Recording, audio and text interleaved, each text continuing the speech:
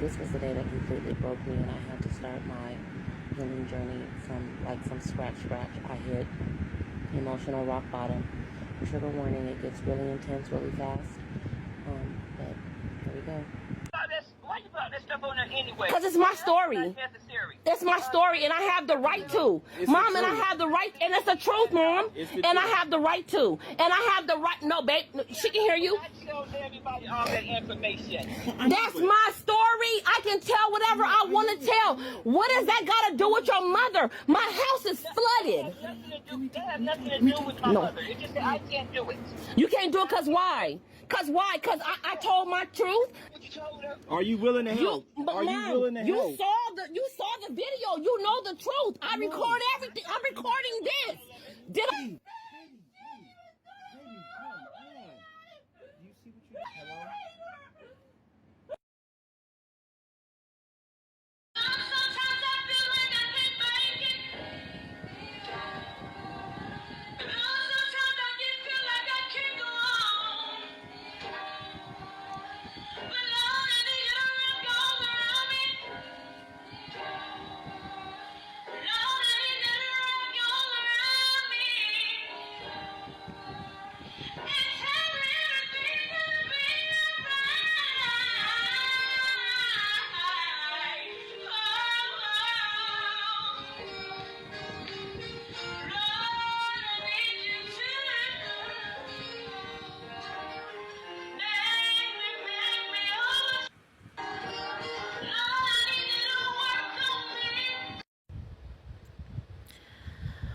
When I am in like my darkest place, I try to get as close to light as I can possibly get. And by light, I don't necessarily mean like visual, actual luminescent or light, but I mean like where my heart feels seen, or where I feel like, you know, God can see me, or I can feel his presence most. So I tend to want to be at the beach whenever I'm in this space, the space that I was in on this particular day. This wasn't today. This was actually, I want to say the day after I posted the video that went viral that my mom is upset about.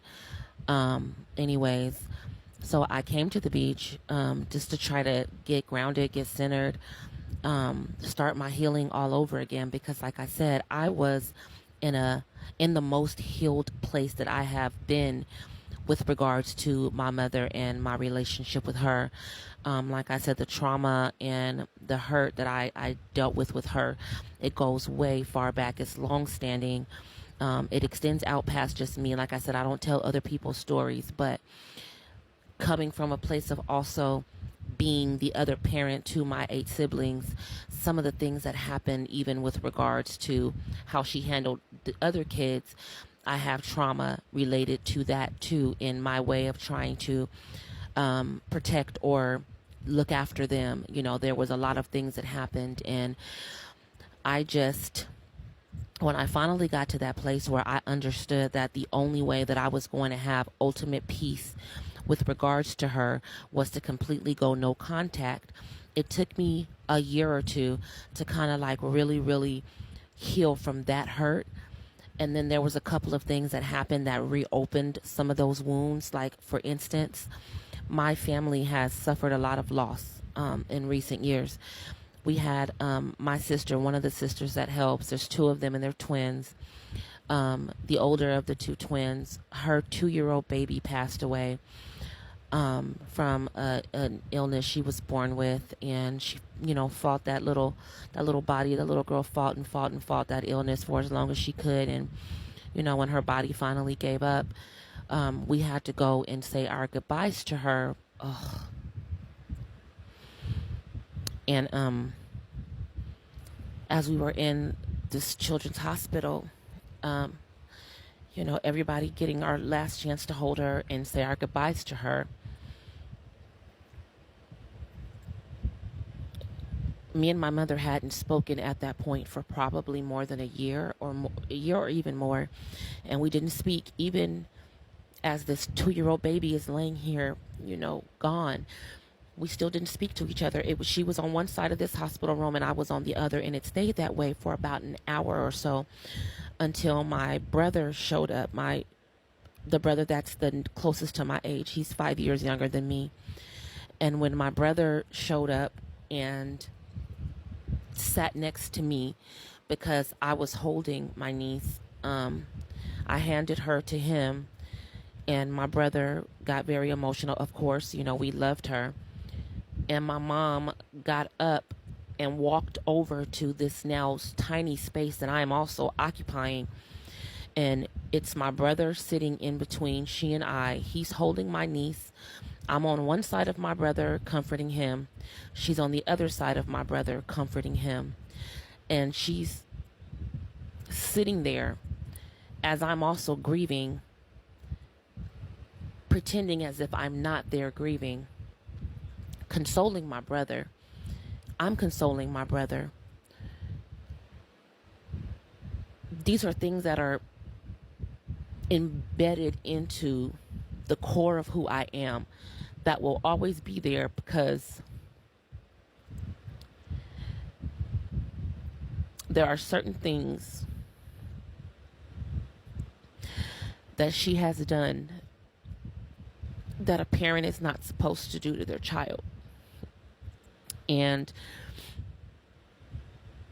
I'm fully aware of the fact that my mother is incapable of loving anybody but herself. However, because I let her back into my space, I allowed her to disrupt my peace. I allowed her to set my mental health back quite a bit. And I allowed her to undo a lot of healing that I worked so hard for. And now I have to start all over again. And I know that I'll do it because I've done it already before. Like I said, I've overcome suicidal depression. And so I know I can do this. And I already am in a better place today than I was on the day that this footage was filmed. But I say all that to say, again, I'm going to keep telling my story. I don't care if she's upset. I don't care about that at all. I'm going to tell my story because I've earned the right to do so. It's my story. I've lived it. I've survived it. I've overcome it, and I'm going through it again. And I've earned the right to talk about how I got to a place of healing. And I have a right to chronicle the journey that I am now on again to get back to a place of healing. I'm not going to let her tell me I can't do it because she doesn't like how it makes her look. I don't care about how she looks. I care about being able to be here for the people I am responsible for. I brought 5 human beings into this world that need me to be in the best mental health possible. And I've taken on the responsibility of my grandmother's care. She also needs me to be in the best mental health possible. You can go through this. And I just want to encourage other people to tell your story. Talk about what you've gone through, because you're doing so, I promise you, not only is it so healing for you, so therapeutic for you, but you have no idea who might be impacted by your story and feel brave enough and bold enough in just giving them the permission to say, I have the right to tell my story too. I'm on a new healing journey. I have to start all over from scratch. But the beauty about rock bottom is there's nowhere else to go but up. And that's where I'm headed. Come on this healing journey with me. Let's get healed together. Healing, loading.